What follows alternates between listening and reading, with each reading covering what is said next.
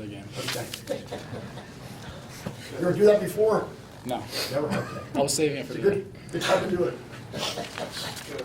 How did you prepare for Quince Orchard just in the past, 36 hours? Because they really weren't supposed to win Thursday. They weren't favored.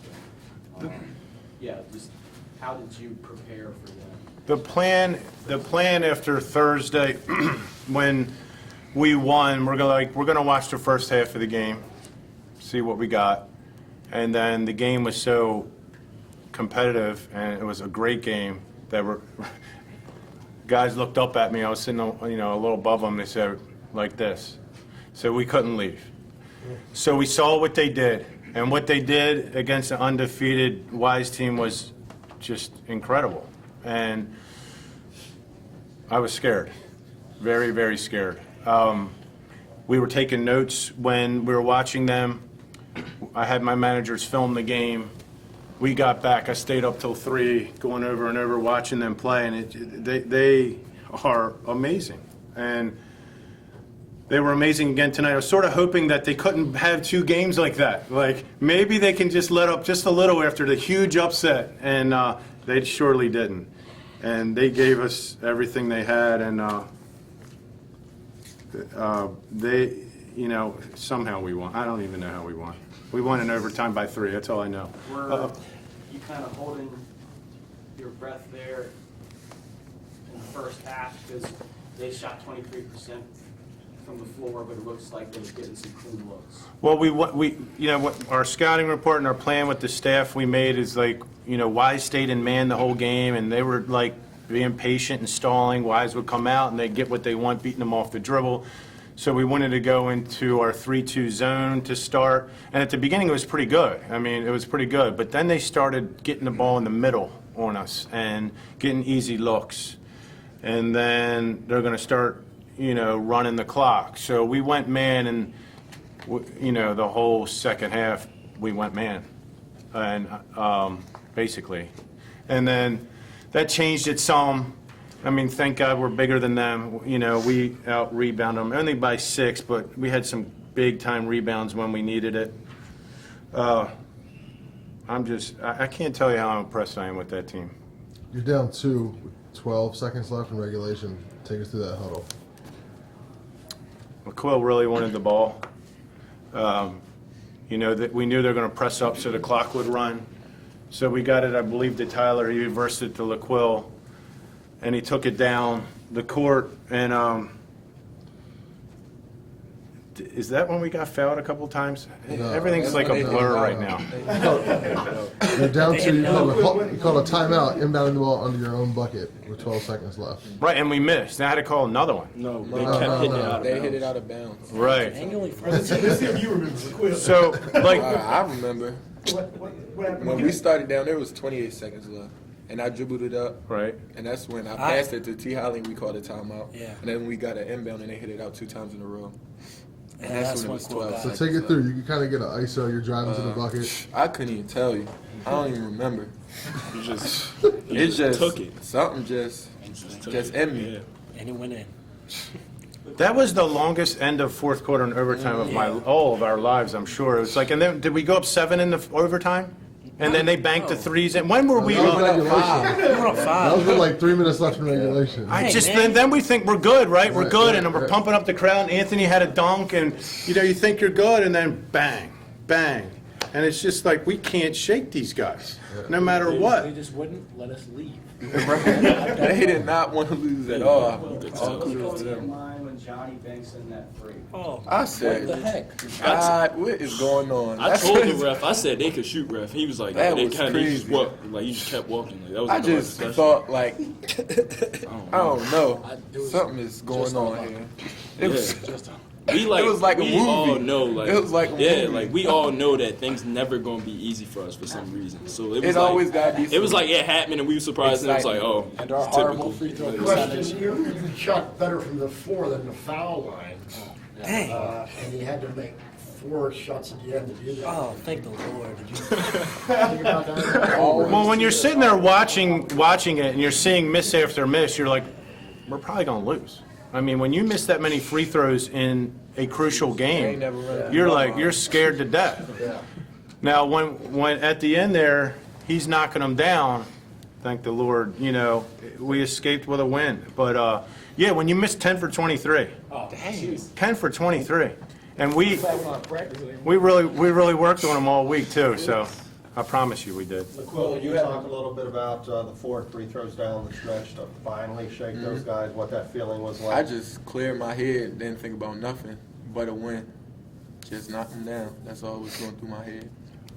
And then talk about celebration and Oh, they almost killed me at the bottom of that. I think I broke his I I cracked his couldn't rib. breathe or nothing. That was crazy. I love it though.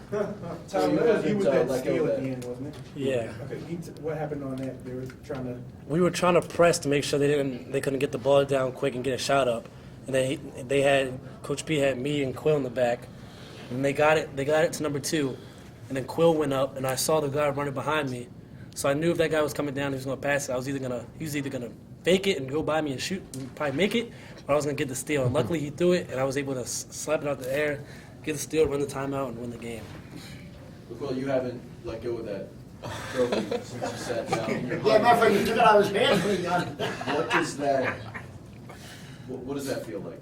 Feels great. Last year we came in here and we lost. We were young and we made a vow to come back and win it, and we did it. And I don't think I'm ever gonna let this go. I don't know what to tell y'all.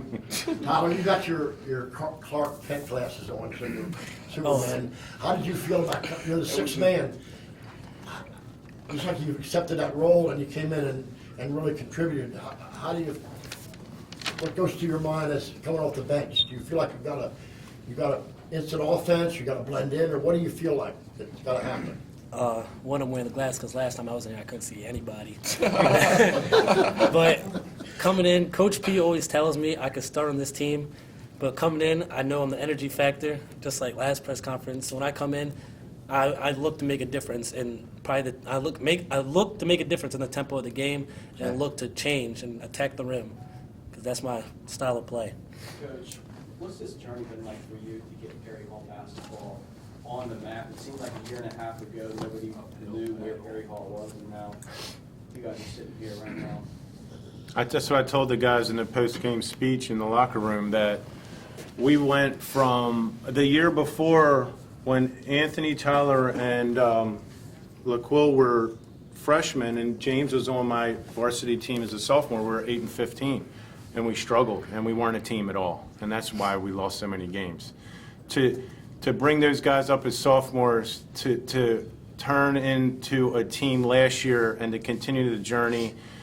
We won a regional championship last year for the first time in history. This year we went undefeated in our division. We won the Baltimore County Championship, second regional championship, now a state championship. It's just amazing what these kids have done. We were kidding. We were like, last year we just wanted to be on the map. And now this year we got the #1 ranking and we're state champs. So it's been an amazing journey for these guys and the program. And great support tonight. Great support from the crowd. Most of you guys are back next year. How do you kind of stay grounded? A lot of people in your situation win this and they let it get to their head. How do you stay grounded and stay motivated, and what's going to force you to keep working hard in the gym every day? I want to feel this feeling again. That's all I want to say. I want this right back. We're the leaders next year. James and Daryl and all our seniors are passing us the torch. They were our mentors this year. They Those taught are us my a lot. guys. 3 years. So now next year it's us three. We're the captains, the leaders of that team. And that's gonna be our motivation. Definitely looking into next year. When we come into next year, we should look at it how we did last year, how we lost, and then we don't want that feeling again. So we're just going to try our best to come right back here. In a year from now, hopefully be in the same You press might start conference. next year, right? Maybe. Tyler's going to start next year. You went 8 for 8 tonight. So, what was working for you? I think our plan before the game was just attack the basket. And I was surprised. We actually, for most of our practices, were practicing them being in a 2-3. And they just, most of the time, they stayed in the man or at least a matchup 2-3. So I just was able to blow by the defender easier. What's this feel like going out state champion? I mean, it's what you guys have been working for. Doesn't feel real, I'll tell you that. It ain't even kicked in yet. Like, yeah, it didn't kick in yet. It doesn't. I feel like we still got practice coming on Saturday or Monday. But I feel like I finished everything now. Like, I feel like I don't have anything left to give now.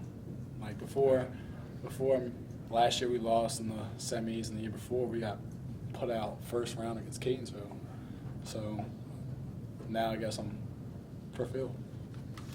Talk about, and I asked the three juniors this question I asked you, James. Do you understand what you guys have just done? Since no Baltimore County team has won the 4A title in the largest classification since 1963. When you put it like that, I guess no. Wow. It's just something we've been, as a group, we all knew we could accomplish it, but I guess as the county and as even the state, we were always kind of looked over, or the underdogs, and now I guess we finally made our own name and was able to carry our own weight.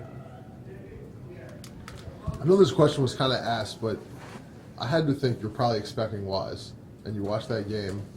I mean, you don't have much time to turn the game plan around to think about how you're going to do things differently. I mean, just take me through that car ride home when you're realizing that Wise isn't going to be your opponent.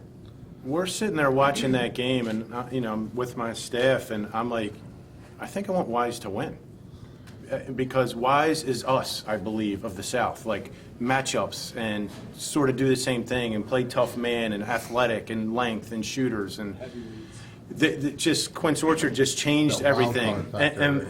and they're gonna stall. And when Patterson did it to us early in the year, like, we didn't handle it well, so we really stressed, like, what are we going to do so they can't stall, and if they do stall, we got to stay patient and composed, and that's what we kept telling the guys, and that's what we're working on, in practice. So yeah, I told you earlier, I was scared of this team, and I can't believe how good they play. And I mean, Matt Kelly, 22 points, and I'm throwing every guy I can at him to try to slow him down. If you look at that boy, you're like, are you kidding me?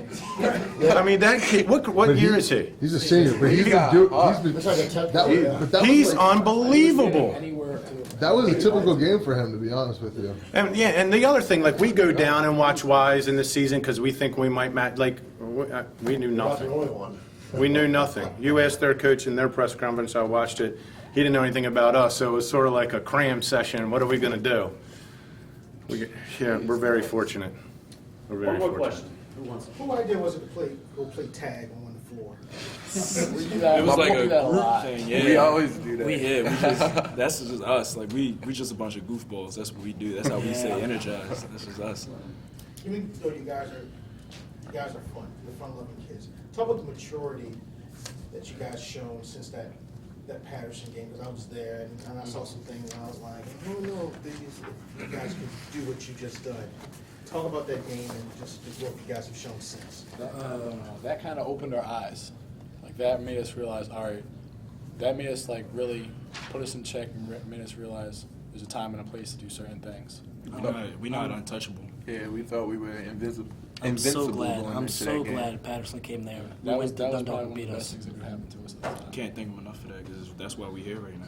They give us a work ethic again. I don't want to just add one thing to that. And they came out of their locker room after just winning the state championship and cheered us on when we were going on the court. And that's pretty awesome by that team and Coach Martin. Yeah. Much respect to them. Thanks, everyone.